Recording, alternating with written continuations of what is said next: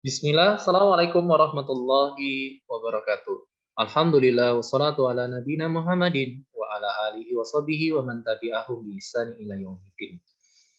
Alhamdulillah, pada kesempatan ini kita masih diberikan kemudahan untuk melanjutkan pembelajaran kita untuk membahas Peraturan Menteri Negara Lingkungan Hidup Permen LH nomor 3 tahun 2008 tentang tata cara pemberian simbol dan label bahan berbahaya dan beracun.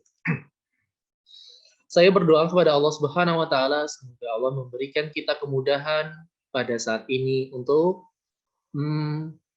mempelajari isi dari Permen LH nomor 3 dan diberikan kecerdasan di dalam memahami isi dari permen ini. Ini adalah pembahasan terakhir dari lampiran Permen LH nomor 3 tahun 2008, yaitu tentang membahas label. Jadi bagaimana bentuk label, ukurannya, kali ini kita akan mempelajarinya. Nah, label B3 merupakan uraian singkat yang menunjukkan antara lain klasifikasi dan jenis B3. Berarti label ini merupakan uraian singkat. Uraian singkat apa? Klasifikasi dan jenis B3. Inilah yang ada di dalam label. Jadi label merupakan uraian singkat dalam klasifikasi dan jenis B3. Penggunaan label B3 tersebut dilakukan dalam kegiatan pengemasan B3. Berarti label ini dilakukan dalam kegiatan pengemasan B3. Label berada pada kemasan dalam pengemasan B3. Label fungsinya buat apa? Di sini disebutkan label berfungsi untuk memberikan informasi tentang produsen B3. Jadi siapa yang memproduksi B3 itu, identitas B3-nya, serta kualitas B3. Berarti fungsi B3 itu, fungsi dari label itu adalah memberikan informasi siapa yang memproduksi B3, lalu identitas B3 ini, identitasnya apakah dia bersifat mudah meledak, mudah terbakar, dan lain-lain, serta kuantitas B3 ini berapa? Kuantitas maksudnya berapa literkah B3-nya atau berapa kilokah B3 yang di dalam pengemasan ini, pengemasan B3. Label harus mudah terbaca, jelas terlihat, tidak mudah rusak, dan tidak mudah terlepas dari kemasan. Nah, sini label harus mudah terbaca, pertama, jelas terlihat, dua, tidak mudah rusak, tiga, dan tidak mudah terlepas dari kemasannya. Nah, sekarang kita akan mempelajari tentang bentuk, warna, dan ukuran dari label itu. Label B3 berbentuk persegi panjang seperti ini, gambar 11 label B3, persegi panjang dengan ukuran disesuaikan dengan kemasan yang digunakan. Jadi sesuai dengan besar kecilnya kemasan. Ukuran perbandingannya adalah panjang berbanding lebar itu adalah 3:1. Kalau panjangnya 3 meter, lebarnya 1 meter. Kalau panjangnya 30 meter, lebarnya 10 meter. Begitu juga kalau panjangnya 30 cm, lebarnya 1 meter. Berarti 3:1.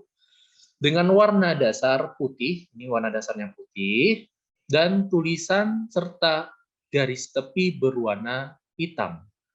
Berarti tulisannya ini ada warna hitam, garis tepinya juga ini adalah garis tepi berwarna hitam, sebagaimana gambar ini.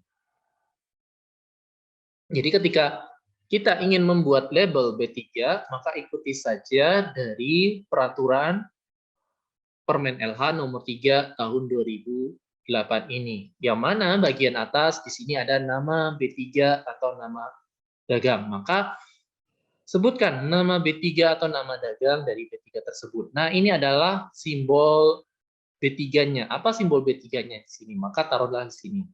Lalu di sini informasi tindakan penanganannya. Bagaimana sih informasi tindakan penanganannya ini?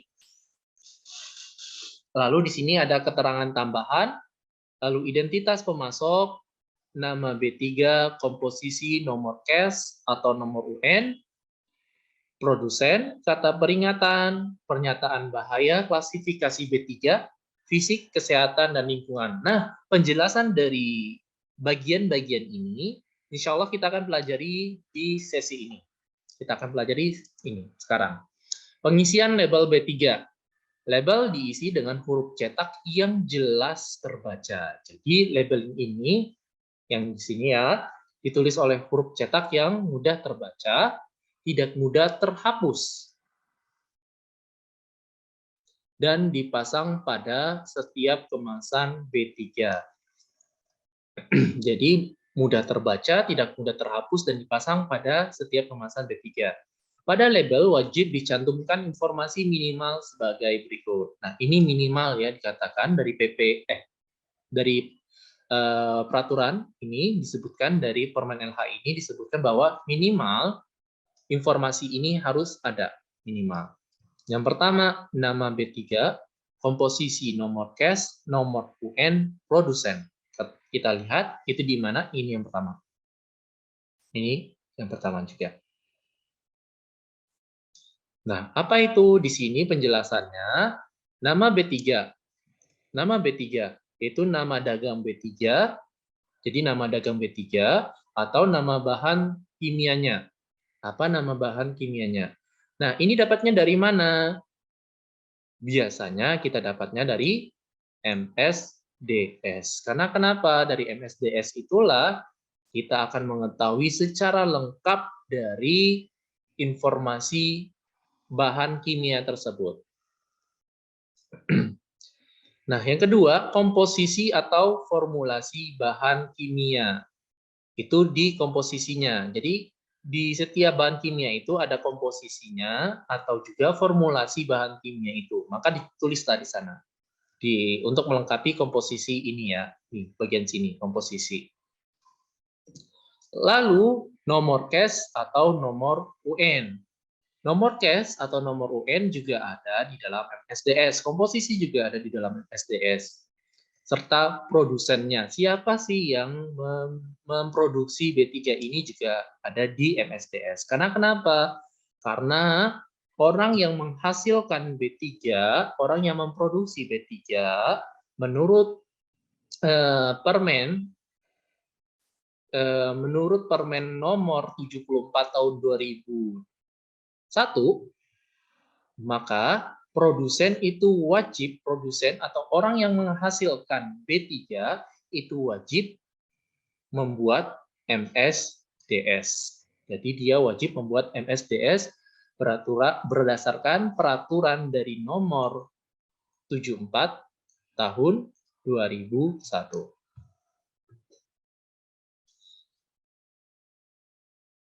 Tentang apa ini? Tentang pengelolaan bahan berbahaya dan beracun. Lalu yang nomor 2, simbol. Bagian ini nomor 2.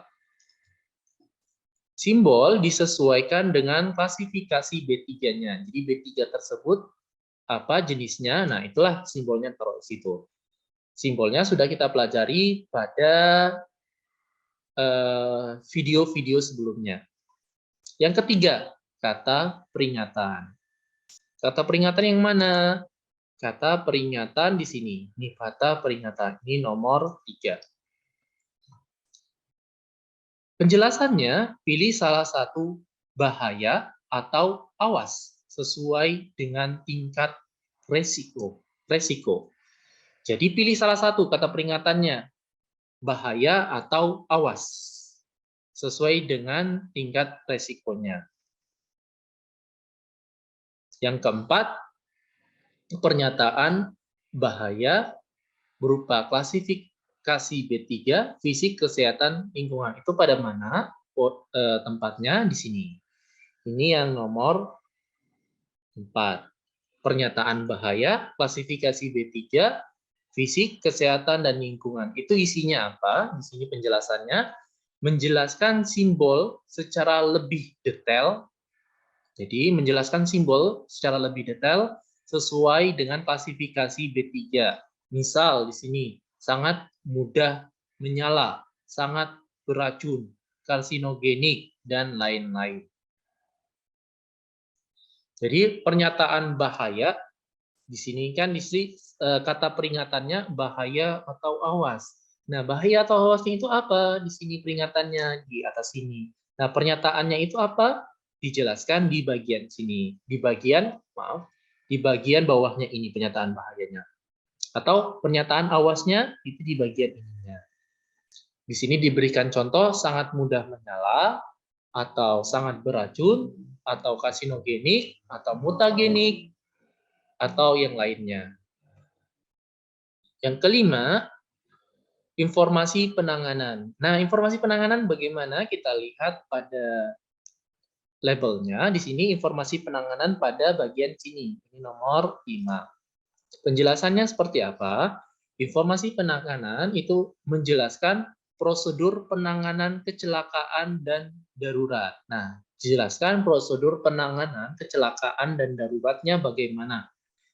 Ketika darurat kecelakaan atau darurat tadi.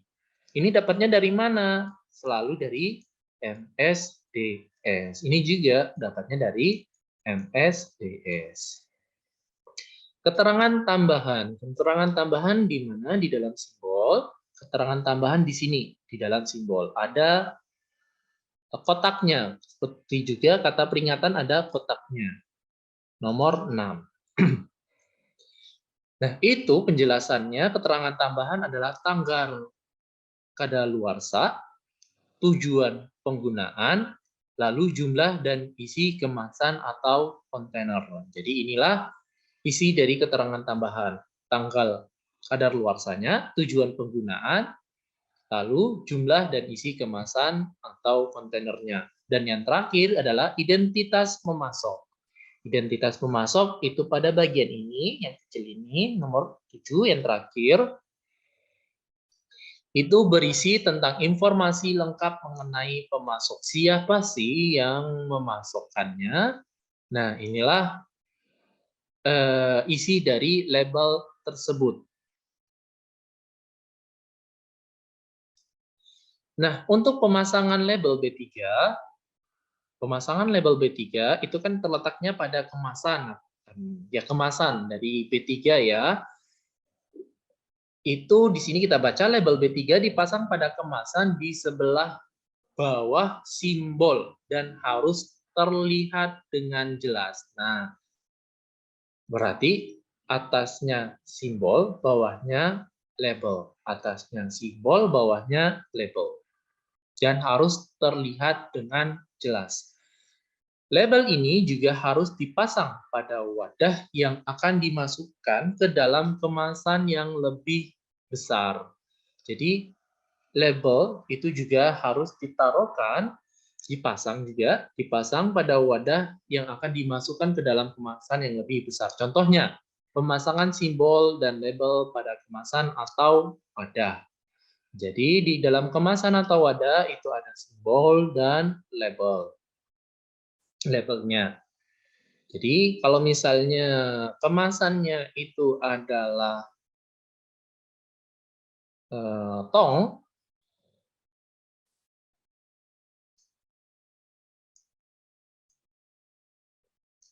atau drigen, nah maka di drigen ini atau tong ini harus diberikan simbol B3, lalu juga label B3. Nah, demikian untuk pemasangan label B3. Alhamdulillah, kita telah menyelesaikan pembelajaran kita untuk sesi terakhir ini untuk membahas isi dari Permen LH nomor 3 tahun 2008.